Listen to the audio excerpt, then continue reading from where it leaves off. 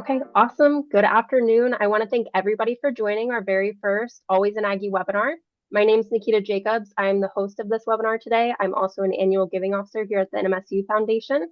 Our Always an Aggie webinar series is a part of our foundation-wide effort to connect NMSU alumni and friends back to the university. We're doing so by bringing in NMSU insiders such as Deborah and Joe Fields today to introduce you to the strategy guiding NMSU's future. I want to go ahead and get started. Deborah Marks joined the NMSU Foundation in 2020 and has served in a progression of leadership roles, including a major gifts philanthropy officer, director of alumni and community relations, associate vice president of philanthropic giving, and most recently, she has been named as the vice president of the NMSU Foundation in November of 2025. We're very thrilled to have her. With more than 13 years of fundraising experience, Deborah brings a deep expertise in donor engagement, strategic philanthropy, and alumni relations. Director of Athletics, Joe Fields, has been with us for 4 exciting months now. Before coming to NMSU, he was the Deputy Athletic Director at the University of Tulsa, and prior to that, the Deputy Athletic Director at Texas A&M. He was also a former student athlete. He played football at Syracuse and earned all Big East Conference honors at safety, which led him to a year of professional experience with the Carolina Panthers. Our conversation today is going to range from where Aggie Athletics is now, its future, the new Lou and Mary Henson Excellence Fund, and answers to questions submitted by our audience. Thank you all for joining us, and I'd like to turn it over to Deborah. Thank you, Nikita, for that wonderful welcome. I appreciate it. And again, I'm delighted to be here. Thank you all for joining us for our first webinar in our series. I hope you all will register and visit with us again. And I'm delighted to be here with Joe Fields, our athletics director. I've got a few prepared questions for you, Joe, that I'll start us off with. The first two are pretty straightforward. Tell us about yourself and why you chose NMSU as your new home. Yeah, absolutely. Deborah, thank you for having me on. Excited to visit with Aggie Nation. And for me, Joe Fields, athletics director, been here 4 months now, but originally from Houston, Texas. Went over to Syracuse on a football scholarship, and that's really kind of where this whole journey kind of began to ultimately become an athletics director. But former football student athlete, played quarterback a couple years, and I always joke. And after I threw about 7 interceptions, they put me on the defensive side, and where I was able to kind of balance out my turnover margin, so to speak. And so played quarterback a couple years and moved over to DB there. And to Nikita's point, was fortunate enough to play with the Carolina Panthers for a short period of time. And I always say I should caution that. I should back up. I should say I was on the team. I don't know that I played much. I was on the team there, and then went back to Syracuse and began my professional career. Kind of started off in the academic ranks, and for me that was actually really important. Really, just kind of starting in the academic ranks and now working on campus and really understanding that holistic approach from being a former student athlete, working in academics, and was fortunate enough to work with our football, basketball programs there, student athlete development. So I really had a chance to really understand what was happening outside the fields and courts and support our student athletes. And had a really good start there. I was at Syracuse for 7 years, went over to Texas A&M as the associate athletics director, and was really fortunate to work my way up the ranks at Texas A&M. Spent 7 years there as well in a variety of roles, and between Texas A&M and Syracuse, really had an opportunity to pretty much touch all parts of the athletics department. Really had a chance to put my imprint and impact in a lot of different places there. And after 7 years at Texas A&M, I took the opportunity at Tulsa to be the deputy athletics director, chief operating officer. And that was an incredible experience as well.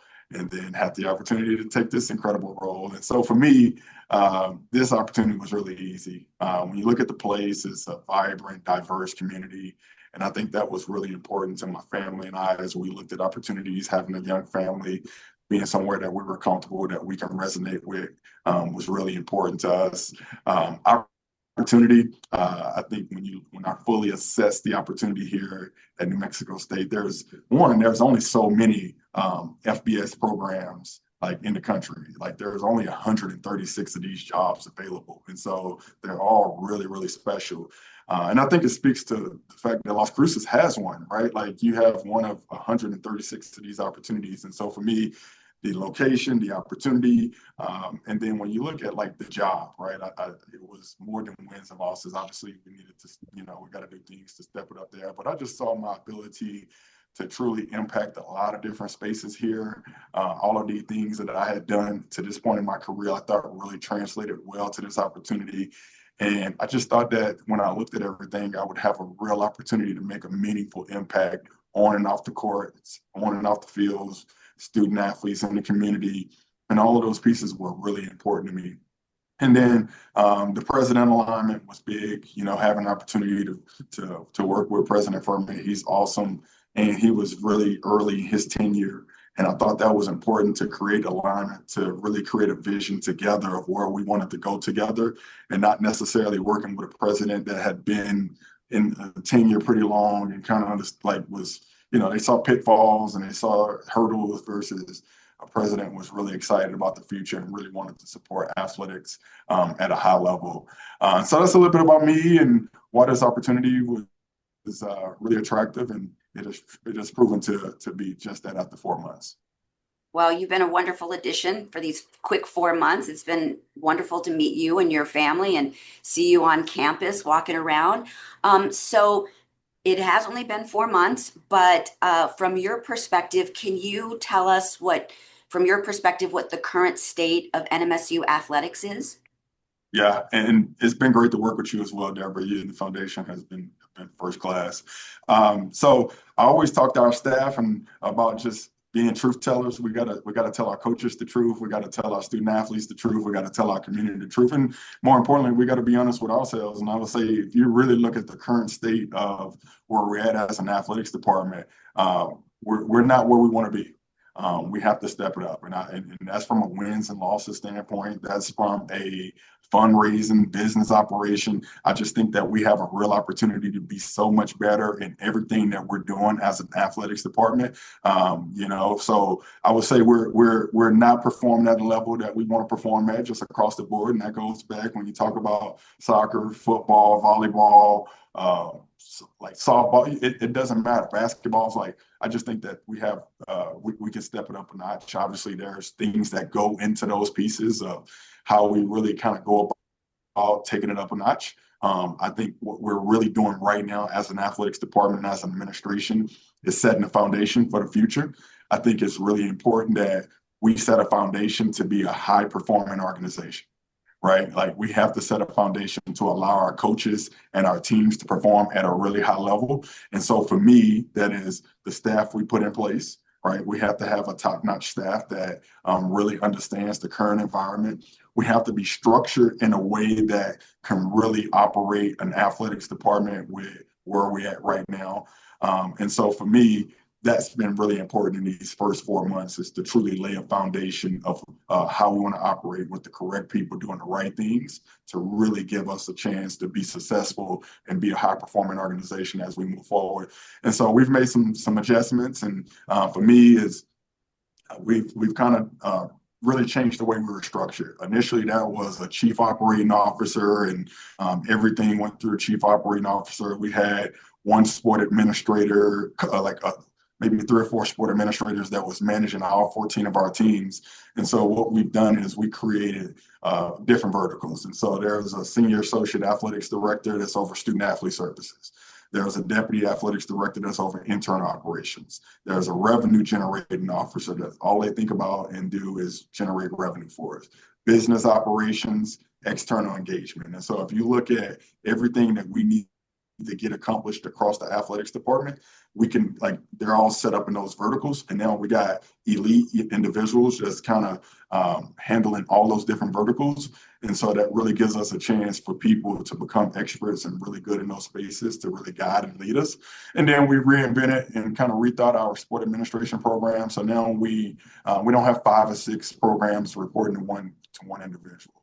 And so we have about 8 to 9 sport administrators now. They're all handling 1 to 2 sports, and now they can travel with that program. They can go to practice. They can visit with that coach. They can be proactive. They can really think through how we handle issues and be proactive of how we set that program up to be really successful. So I would say, if we're being honest, we've got to perform a lot better. We've got work to do from that standpoint.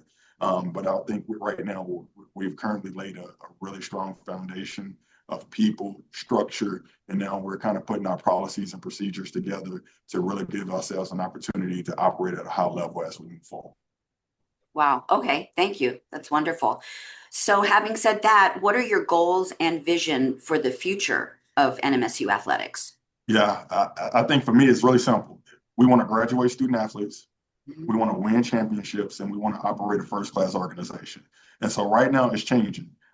The transfer portal is changing that academic piece, the graduation piece. And so one of the things I talk to our coaches and our staff about is that, hey, if they're on our campus for 1 month, 4 years, no matter what, the most important thing we can talk to them about is graduating and leaving here with a degree. And so the environment, college athletics might be moving away from really emphasizing that educational piece, but we're not move away from that. That's really important to us, and that's really important to me. I was a former student athlete, and I certainly have benefited a lot more off of my college education than I did by playing football, so to speak. And so that's something that I want us to truly embrace here, and we've done an incredible job academically here. And then the second part of that is win championships. This is Division I athletics. There's only so many of these programs in the country. We're investing a lot of resources and time into it. And so we want to get a return on that investment. We want to be relevant. We want to perform and operate and win championships, and we don't have to shy away from that. And then we want to operate a first-class organization. We want our campus, we want our community, we want our state to be really proud of what we're doing here, to really see themselves reflected in the things that are happening here, and our student athletes and the staff and the people that is out front.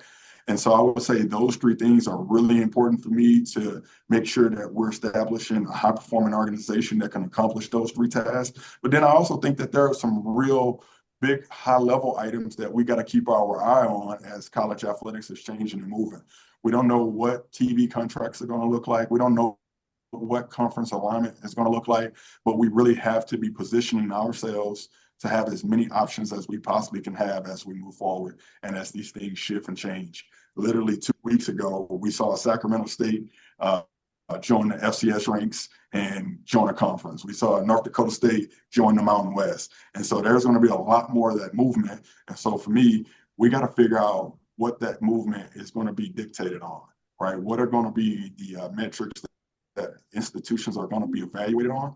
And now we got to be really intentional of making sure we're at the top of those metrics so that we can have a lot of opportunities and we can be a part of whatever conversations we need to be a part of as we move forward. And so I would say from a day-to-day operation standpoint, graduate student athletes, win championships, operate a first-class organization, and then really make sure we're relevant in a collegiate landscape as we move forward as it relates to conference realignment or any changes that might be happening across the country. Mm-hmm. Those are great goals and a really wonderful vision for the future of NMSU athletics. So with those goals in mind, how do we as an institution help you accomplish this? And how do our alumni and friends of NMSU help you accomplish this? Yeah, it's really simple when you really think about kind of where we're at and what is really driving success right now.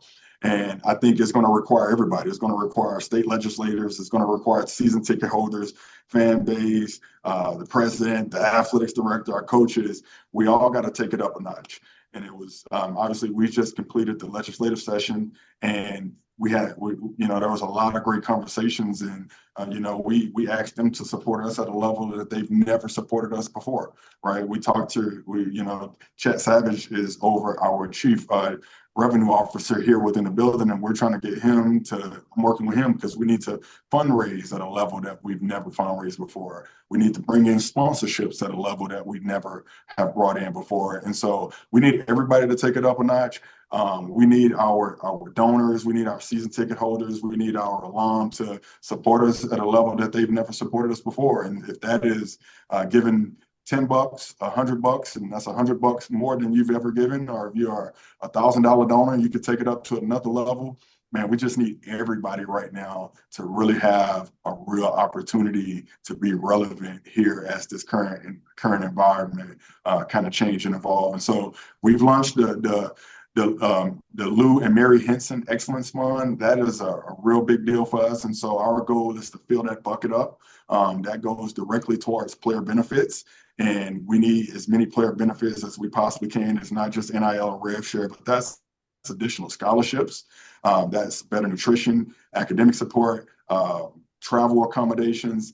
That really allows us to support our student athletes at a level that we've never been able to support them before. And so as much as we can get our donors to donate to the Henson Fund, I think it will be really fruitful for us. And it would be really helpful for us to be able to recruit, retain, and develop elite student athletes at a level that we have not been able to do here in the past. Yeah, well, that's, I don't know. I'm sure you've noticed this in the 4 months that you've been here, but we've got diehard Aggie fans here. I mean, when we say bleed crimson, we mean it. We bleed crimson. So y'all heard it. Everybody attending the webinar, y'all heard it. That's our call to action. It's up to us now to step up and help support athletics. I would love to invite everyone back to campus for various games. It's not just football and basketball. We've got amazing sports across the entire campus. And it's also a really great opportunity, Joe, when people come back to visit campus to interact with our student athletes and to see the amazing work they're doing, the research, the learning they're doing. So that's the call to action. I really hope that people take the opportunity to come back to campus if you're able and help support the Lou and Mary Henson Excellence Fund, because that really helps our athletes across the board. So thank you for sharing that No, vision. Deborah, and I would say you're absolutely right. Aggie Nation is proud and strong, and they want us to be really successful. And so I'm excited about that call to action because I know they will respond. And you hit it right on the head. If you look at that picture behind you, that's the power of athletics here on this campus. There's not another place in Las Cruces that you can get 20,000 people together cheering, pulling in the same direction. And so we want more of that. We want all of our venues to be packed and full and really demonstrating what the power is of Aggie Nation and our community. And so thank you for that opportunity to share that with Aggie Nation. Well, we've got some questions. Speaking of Aggie Nation, we have some questions from people when they registered to attend this webinar. So I'd like to launch those at you if you're ready to answer some Let's of do these. it. All right, let's do it. So the first one comes from Jay, and he is from New Mexico. And Jay asks, how is NMSU competing for NIL funds? And do these funds get used to attract athletes from all sports? Yeah, no, that's a great question, Jay. I think I talked about the Henson Fund, and so I actually wouldn't think about. I wouldn't necessarily directly tie everything that's happening here in New Mexico State to NIL and rev share. I actually would think about it from the lens of player benefits. And so House case settled last July, but there's also been cost of attendance, Austin, unlimited meals and nutrition, more scholarships. The lid is off as it relates to the amount and types of player benefits that we can provide our student athletes. And so all of these new resources and opportunities are available to our student athletes. And at large, we have never maxed them out. We've never provided our student athletes the maximum amount of anything here in New Mexico State. And so that's why we chose not to necessarily really lean into all things NIL rev share, because our needs are just really wide open and they're really broad, especially as it relates to individual sports. And so some of our teams, football, basketballs, traditional head count sports, they need more rev share for sure, right? That's the name of the game. If you go back and you track at the top of the standings in football and basketball, Liberty's at the top of the standings in men's basketball.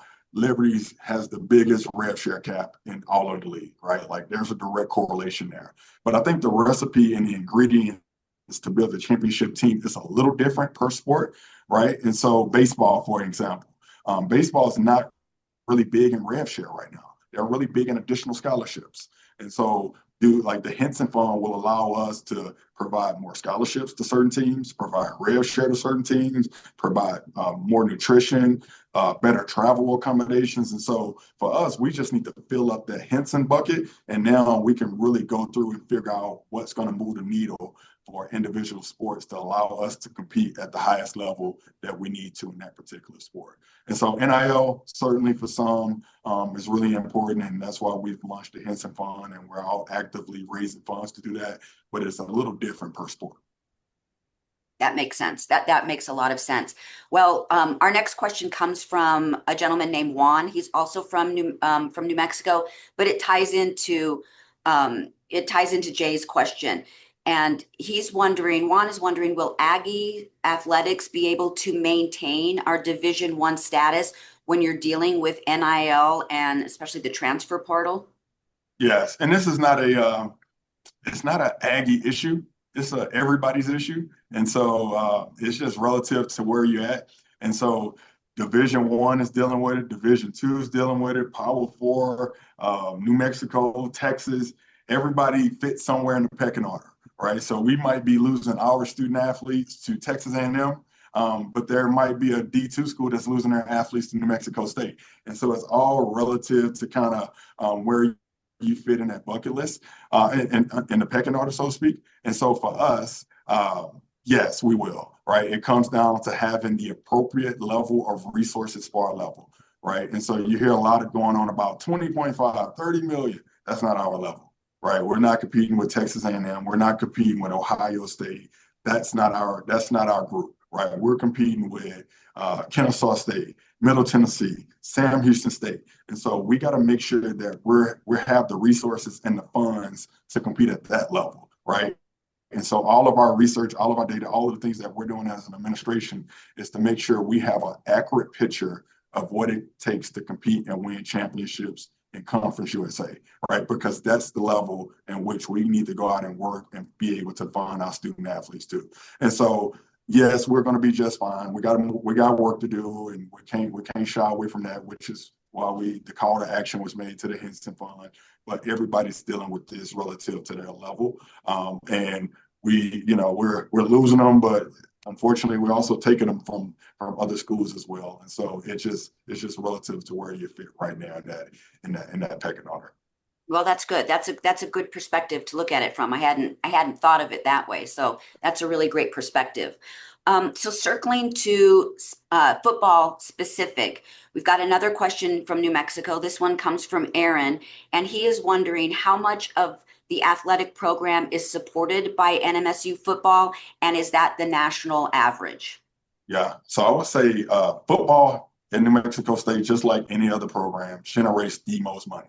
But football also spends the most money because it's such a big operation. You have 105 student athletes, staff sizes, nutrition, gear, everything that really goes into operating a Division I football program, travel. And so they make the most money, but they spend the most money. And so for us, every program right now in New Mexico State is losing money, right? But football and basketball are the closest to turning a profit, right? And so for us, is the return on investment that we get from investing in football benefits the entire athletics department.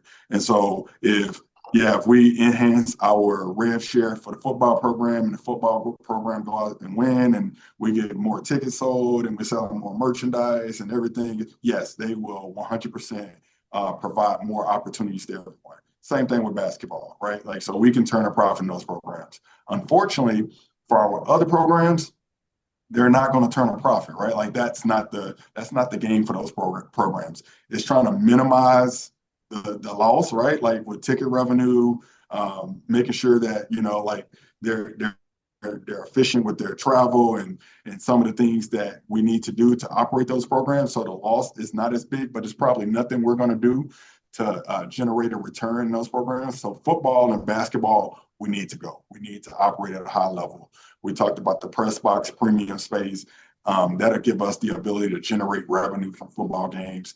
If we're generating a lot of revenue from football now, We can support softball at a different level. We can support volleyball at a higher level. We can support all of our other programs that have value to us, 100% have value to us, just not in the form of revenue, right? Because we're providing incredible opportunities to those student athletes.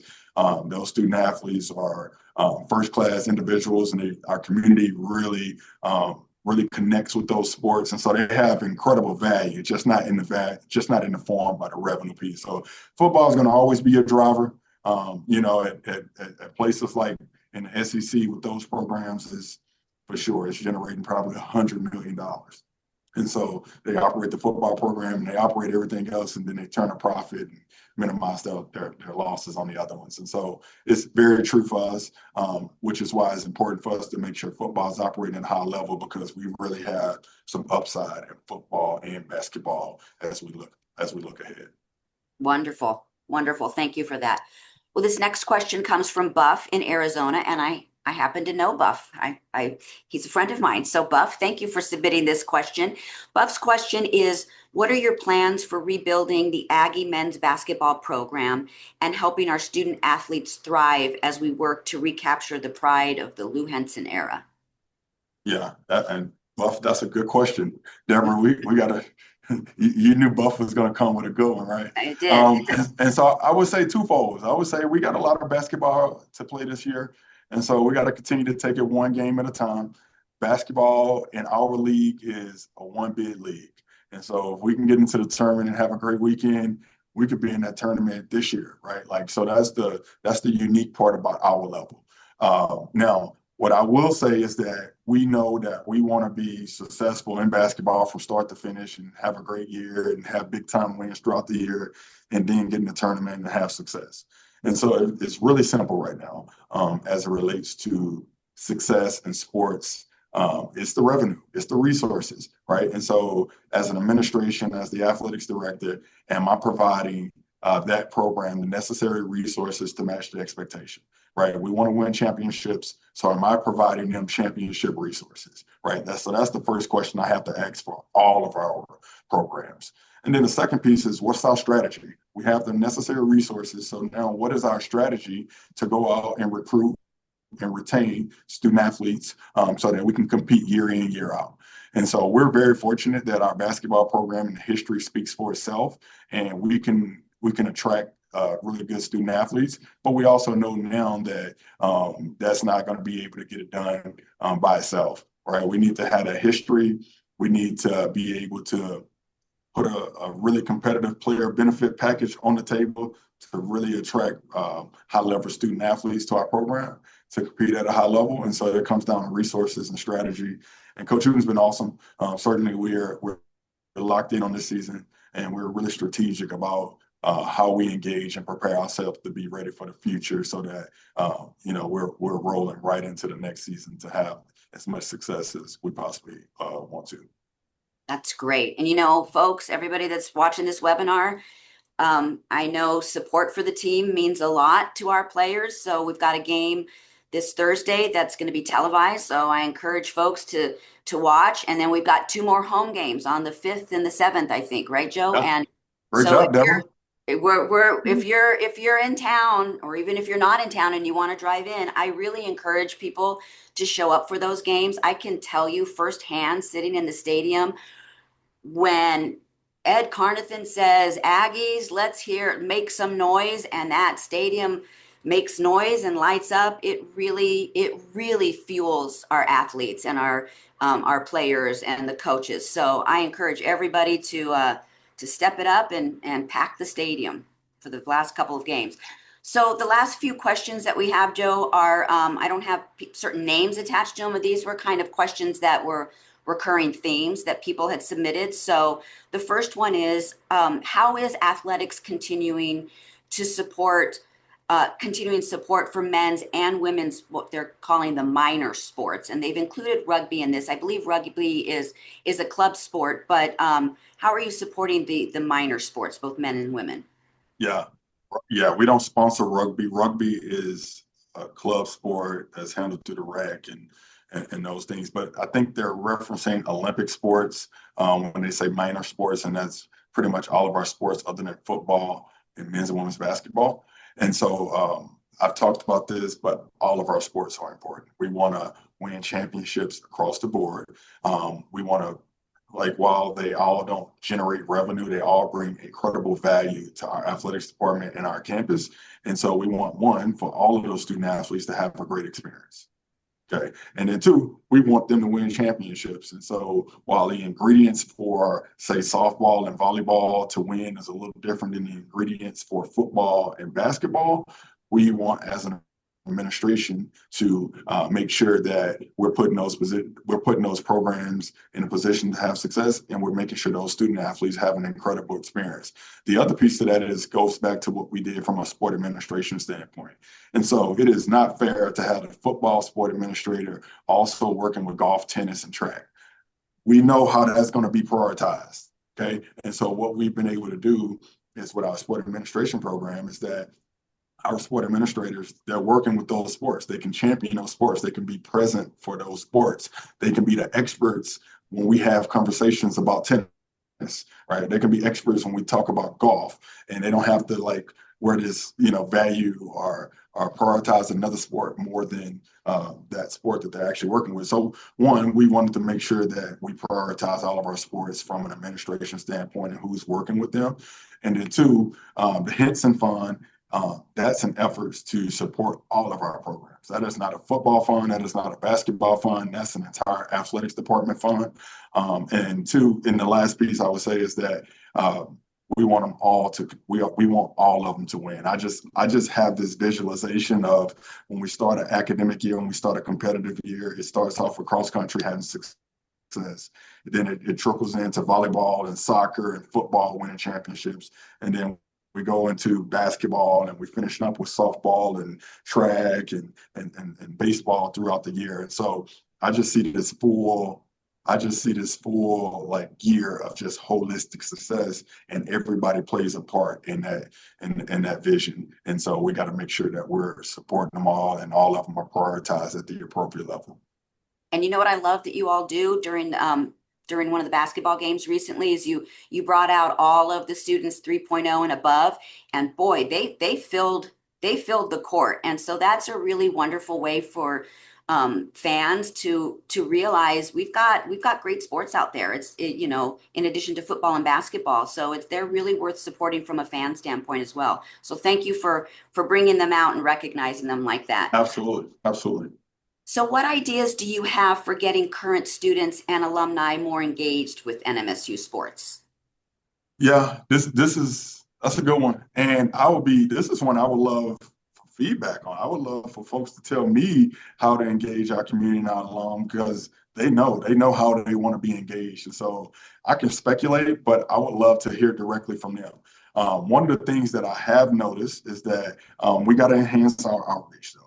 Right, we got to communicate with our alum and let them know what's going on, and create spaces that they can come back to campus with their families and feel welcome and know that they have a part in that piece of it. I think one of the pieces that I've noticed here is that we can do a better job in our fan experience, right? And so Aggie football, and I think we've done a good job, but it's about, again, taking it up to the next level. And so one of the things that we've actually done internally is created a game day task force. And with that game day task force, we're actually going to take a look at it from the lens of our fans. We're going to take a look at it from the lens of all of our supporters. And so how do you get your ticket, right? Your path to travel into the game, pre-game festivities, in-game concessions, what's happening with the PA reads? Do we have the proper amount of band elements? Like, are we reading too many sponsorships? And so we want to take a look at all of those pieces from a game day operation to make sure that our fans are having the very best experience possible. And so that's a part of it. We want to enhance that game day experience so that everybody feel welcome and want to be a part of it. But then we also need to figure out, hey, what does certain pockets and subsets of people really are looking for from us to deliver to be able to continue to come to the game. So that's alum, that's the community, that's our staff, students, everybody that really, really touch our community. We want to kind of understand what they're looking for in that experience. And we're not going to be able to do everything, but we need more data to make more informed decisions as we move forward. I'm so sorry. I was going to say something so exciting that our alumni networks have been doing is they've been hosting watch parties across the nation. So our Aggie, close and far away, have been able to engage in our sports as well, which has been amazing to see. Awesome. That's awesome. Yeah. And if there's a way we can engage and support those groups, happy to do it. Yeah, that's great. And that's exactly what I was going to bring up, Nikita. Thank you for mentioning that. And I know Nikita, and we also have, if Joe asked, he'd love some feedback. So if you all, people watching, if you have ideas, you can send those to alumni@nmsufoundation.org. That's the email that you can send those suggestions to, and we'll be sure that we get that feedback to Joe. So next question, Joe, is how can we as an Aggie Nation, Aggie community, build a culture that stays strong and consistent, even as we know coaches are going to change, student athletes are going to frequently change with the transfer portal. So how do we help you build a culture that stays strong and consistent? Yeah, and I really appreciate this question. I think it's two facets. I think that one, I always tell our team in here and our sport administrators that we have to master the reload, meaning that we won't be able to retain everyone, right? But because we won't be able to retain everyone, our hope is that they've had a lot of success here, whether it's a coach or a student athlete, and that they're going to another level that we can highlight and we can celebrate, and that can actually help us recruit the next individual. And so we got to master the reload, whether it's a staff member, a coach, a student athlete, right? And we got to know the ingredients to master that reload. And, it's a little different for an administrator. It's a little different for a coach, and it's a little different for a student athlete. And so, again, it goes back to one, the Henson Fund. The game right now is the player benefit package. We need to be able to offer competitive player benefit packages to recruit student athletes to our institution. And then two, they want to know a couple things. Like a coach want to know, can I win there? Right? Do they have the resources and alignment in place to have a lot of success there so that, if I go there, I can win, I can get it done. And our student athletes want to know that, hey, I'm gonna get a fair and competitive player benefit package, and I'm gonna have an opportunity to play and be developed, and the resources are there. So we have to continue to increase our resources across the board for coaches. We have to continue to increase our player benefit packages. But the other piece too, I think is really important is that, whether it's social media, websites, just everything that when people are looking at our institution, when they're viewing our institution, when they're really trying to consume and figure out what it's about, I think that piece is important. Are we positive? Like, is it a place that they can see themselves at? Because oftentimes our student athletes, that's the first experience they're having with New Mexico State. It's social media, it's online. Is it good vibes? Is it positive vibes? Like, is that a place I could see myself? And so as much as we can obviously have our Aggie Nation and spirit coming through, as much as we can be positive for those that are viewing us, and then, then part of the game is that we certainly got to continue to enhance that player benefit package to be competitive in the marketplace for really good coaches, for really good student athletes, staff, and administration. Those pieces will be important as well. Mm-hmm. I'm sure you've noticed, Joe, in the 4 months that you've been here, we have a core group of long-term supporters who carry a very, very deep pride in NMSU athletics, and they have a lot of institutional knowledge. So how do we preserve and pass on that legacy? Yeah, no, that's a really good question, and it's multifaceted because I am a firm believer that we stand on the shoulders of those who came before us, right? Like none of us would be here or in these positions if it wasn't for the incredible people that came before us. And so that's to be respected, that's to be honored, that's to be celebrated. And as an athletics department, and whether you have an opportunity to bring Sam Lacey back, honor Mary and Lou with the Henson Fund. I think all of those things are really, really important, and we should absolutely never get away from that because that's our foundation. That's what we're striving to be and become as administrators and coaches and student athletes every single day. And so as much as we can, let's honor those pieces.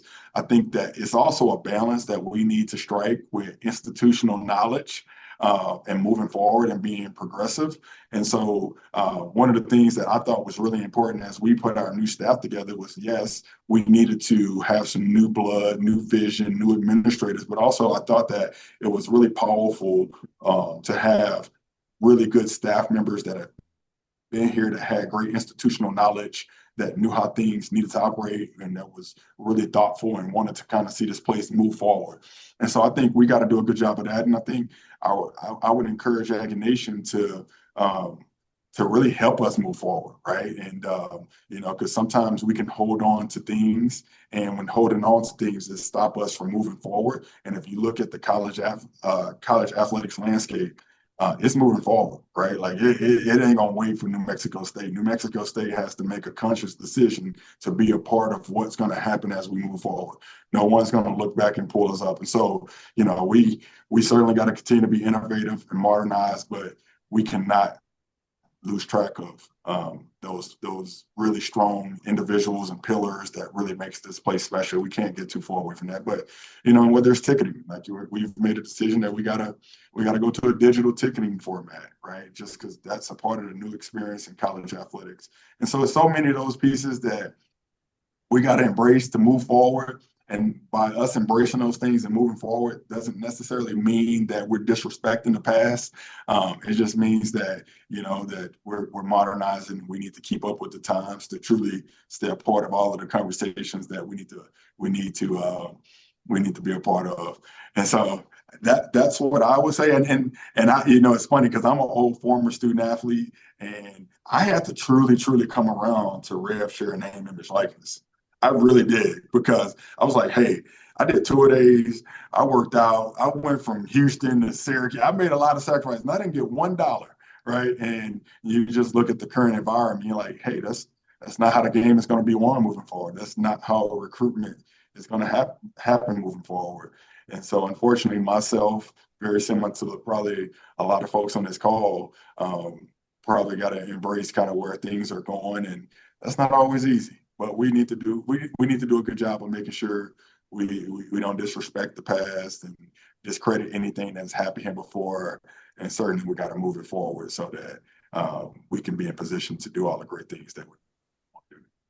Well, I appreciate that perspective, Joe, because I think you're absolutely right. I think history and legacy is so very important, and we carry that deep within our hearts as an Aggie Nation. But I can tell you one of the things that I dislike, a saying that I really dislike is, well, that's how we've always done it.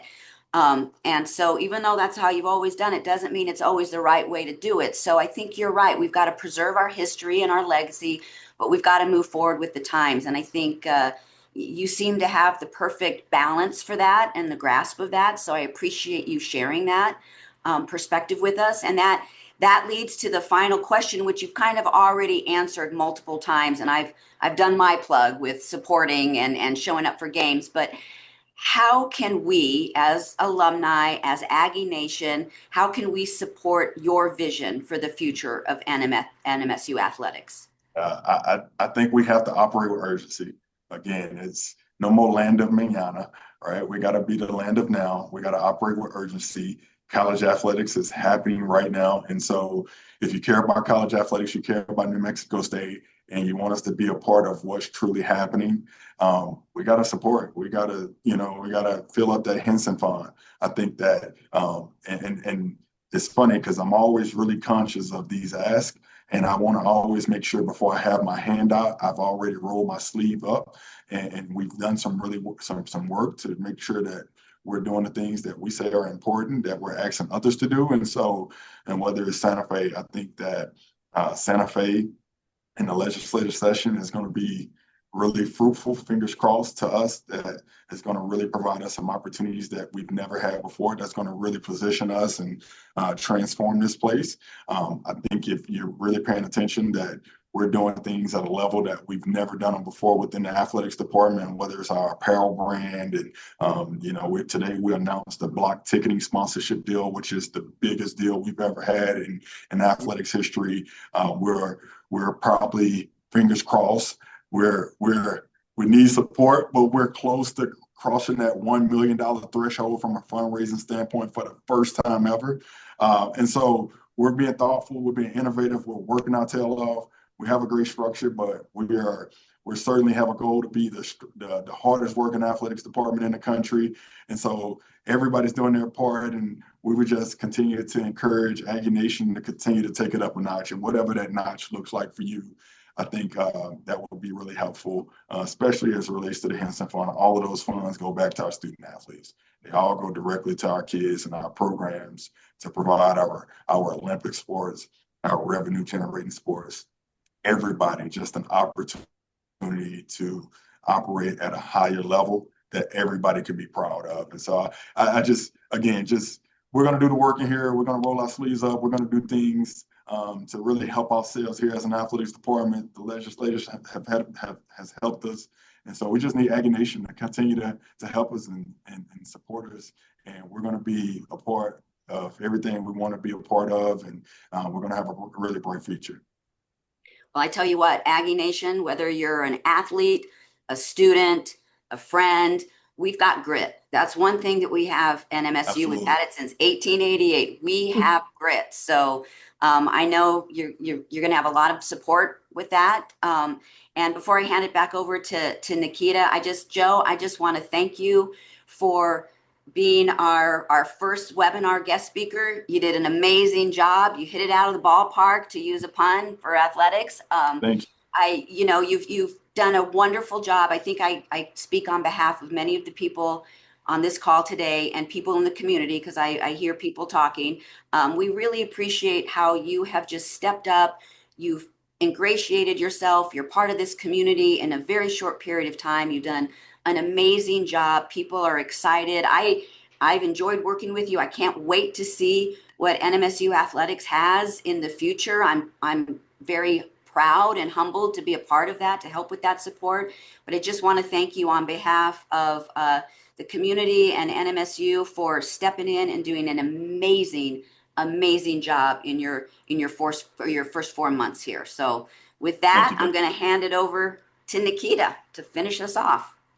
Well, we actually had about 15 minutes left, and I had a couple of last-minute questions coming from the audience. Do you have the time, and are you willing to answer them? Yeah, let's do it. Okay, awesome. We have one from New Mexico, and they're wanting to know what your priorities are over the next 12 months. Yeah. And so it was, for the first 4 months, it was really clear. Like, we wanted to, one, set a foundation to accomplish those 3 pillars: graduate student athletes, win championships, and operate a first-class organization. That is ongoing. That has never changed. That is always going to be happening. The second piece that was really important for us to make sure that we're a part of all of the conversations that's happening nationally was to secure a press box premium space. And so, fingers crossed, we're hopeful that there's some news that will be coming out pretty soon, but we potentially may have we may have jumped that hurdle, so to speak, which will be a transformation opportunity for our entire campus community and athletics department.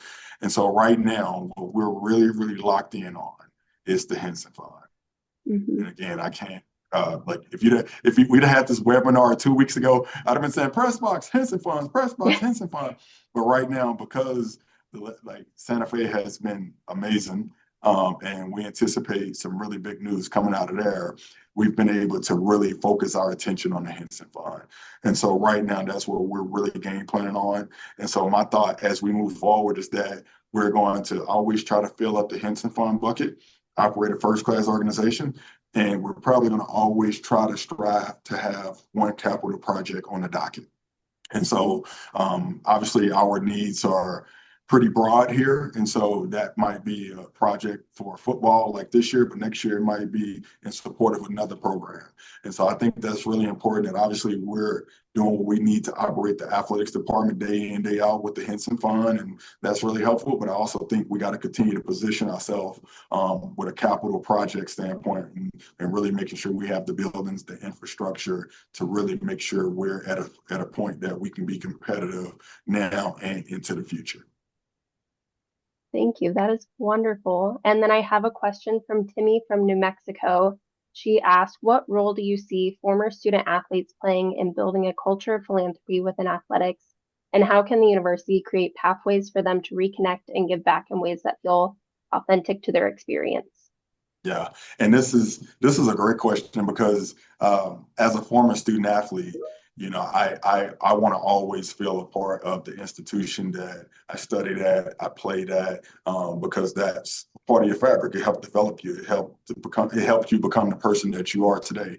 And so that's really important to me. I think we haven't hit on this enough, but we actually, between yourself, Nikita, Deborah, and we also just added Christine, we've actually are building the infrastructure that we can do more around these spaces, that we can engage more, we can expand our reach. Right now, we've really been just kind of concentrating on Las Cruces and making sure we're taking care of the here and the now in our immediate vicinity. But I think as we move forward, we want to expand our reach. We want to get to Texas. We want to get to Colorado. We want to get to Arizona. We want to get to California and engage our alum. We want to engage our former students.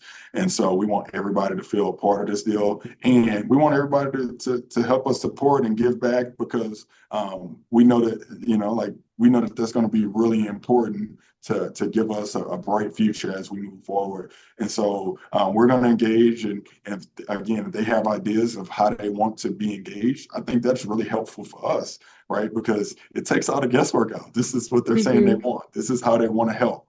Great. We need everything. We want to support everybody, but it's as many answers that you guys can give us to the test, we'll take. Yes, that is wonderful. And if you have ideas on how you would like to be engaged, you in the audience, you can email us at alumni@nmsufoundation.org. You can also send ideas for additional webinar topics or panelist ideas if you have somebody that you think would be an amazing speaker to participate in our upcoming webinars. Our webinars will be happening each quarter. We have some scheduled for May, July, and October. Thank you both. I really appreciate hearing both your insights, Deborah and Director Fields. It was great to hear from you all.